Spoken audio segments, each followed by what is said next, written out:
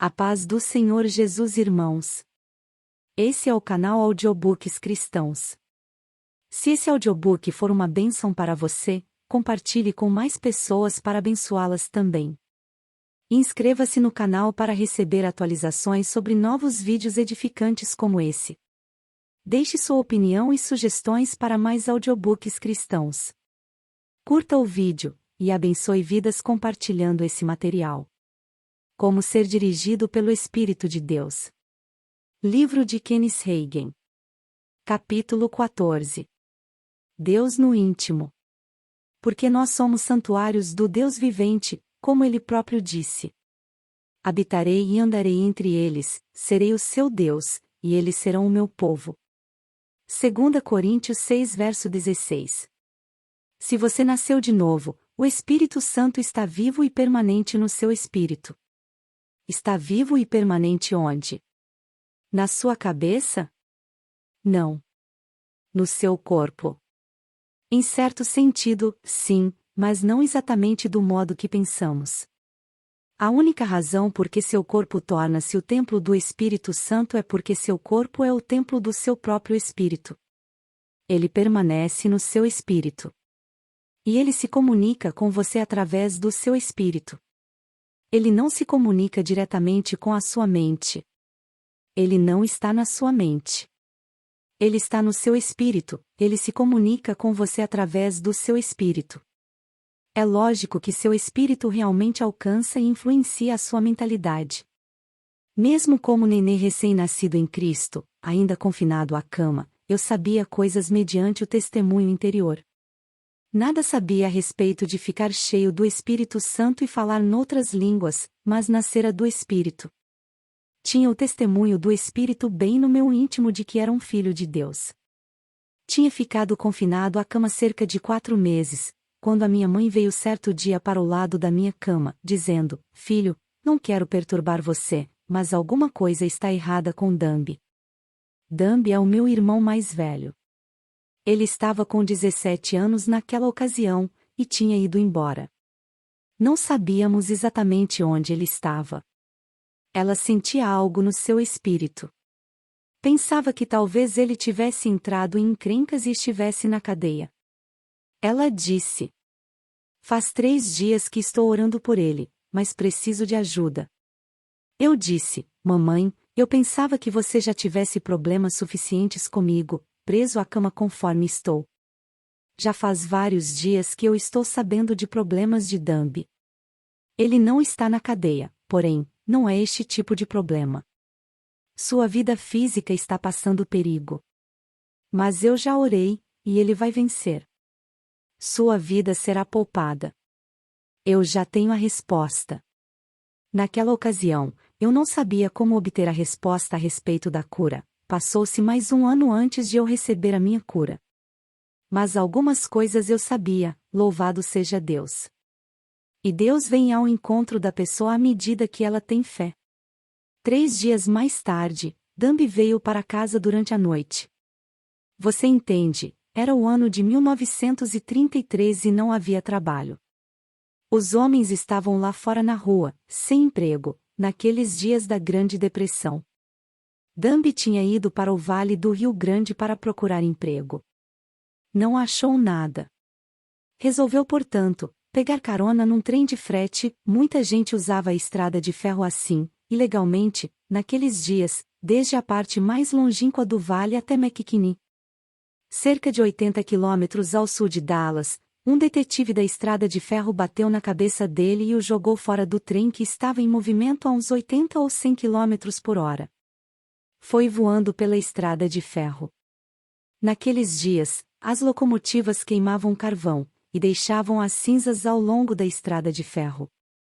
Ele caiu naquelas cinzas e deslizou de costas. É de maravilhar-se que não tenha quebrado as costas. O acontecido teria lhe quebrado as costas, se nós não tivéssemos sabido do caso mediante o testemunho interior, e se não tivéssemos orado. Ele ficou jogado na fossa, e voltou aos sentidos depois de algum tempo. Sua camisa fora rasgada do corpo, e o assento da sua calça fora arrancado. Sendo assim, somente podia viajar de noite. De dia, ficava escondido entre as árvores do campo, era o período do ano em que se podia achar frutas, e de noite, avançava ao longo dos trilhos em direção a Mequinni. Era noite quando chegou em casa. Mamãe colocou-o na cama, e estava passando bem dentro de poucos dias. Mamãe e eu, não éramos crentes cheios do Espírito Santo, mas éramos crentes.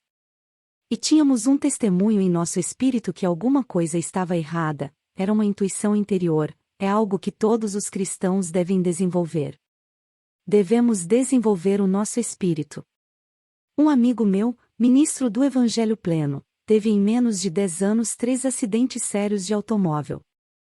Algumas pessoas morreram. A esposa dele quase morreu. Ele ficou seriamente ferido. Foram curados pela misericórdia de Deus. Carros foram demolidos. Ele me ouviu ensinar a respeito destes assuntos, e me disse, irmão Reagan, cada um daqueles acidentes poderia ter sido evitado se eu tivesse escutado aquela intuição interior. Mas em circunstâncias semelhantes, as pessoas dizem: não sei por que aquilo aconteceu a um cristão tão bom. Era um pregador. Os pregadores precisam aprender a escutar seu espírito, assim como você tem que aprender a escutar o seu espírito. Depois, atribuem tudo a Deus, e dizem que Deus o fez. Este pregador me disse: se eu tivesse escutado aquela coisa interior, simplesmente tinha uma intuição de que algo estava para acontecer, teria esperado um pouquinho e orado. Ao invés disto, pensei: estou ocupado. Não tenho tempo para orar. Muitas vezes, se tivéssemos esperado, Deus nos teria mostrado. Poderíamos ter evitado muitas coisas. No entanto, não vamos nos queixar e gemer por causa de fracassos do passado. Vamos simplesmente tomar posse daquilo que é nosso, e cuidar para não deixar tais coisas acontecerem de novo. De qualquer jeito, nada podemos fazer no tocante àquilo que já passou. Vamos começar a desenvolver o nosso espírito, e aprender a escutá-lo. O Espírito Santo habita no seu espírito. É o seu espírito quem pega estas coisas do Espírito Santo, e depois as passa para sua mente, mediante uma intuição interior, ou um testemunho interior. Jesus disse: se alguém me ama, guardará a minha palavra, e meu Pai o amará, e viremos para ele e faremos nele morada. João 14 verso 23. Nesta passagem das Escrituras, Jesus está falando a respeito da vinda do Espírito Santo. Jesus e o Pai, na pessoa do Espírito Santo, vêm habitar em nós. Uma habitação é o lugar onde a pessoa mora. Outra tradução diz: viremos para ele, e faremos com ele o nosso lar. O Espírito Santo, através do apóstolo Paulo, disse: não sabeis que sois santuário de Deus, e que o Espírito de Deus habita em vós. 1 Coríntios 3 verso 16. Outra tradução diz: o Espírito Santo está na casa dentro de você, é onde ele mora, em você. A Bíblia diz: porque nós somos santuário do Deus vivente, como ele próprio disse: habitarei e andarei entre eles, serei o seu Deus, e eles serão o meu povo. 2 Coríntios 6 verso 16. Coloque juntos estes 3 versículos das Escrituras.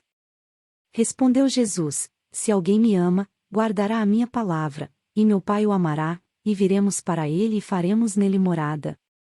Não sabeis que sois santuário de Deus, e que o Espírito de Deus habita em vós? Porque nós somos santuário do Deus vivente, como ele próprio disse: habitarei e andarei entre eles, serei o seu Deus, e eles serão o meu povo. João 14 verso 23, 1 Coríntios 3 verso 16, 2 Coríntios 6 verso 16. Nunca chegamos ainda a sondar a profundidade daquilo que Deus realmente está dizendo.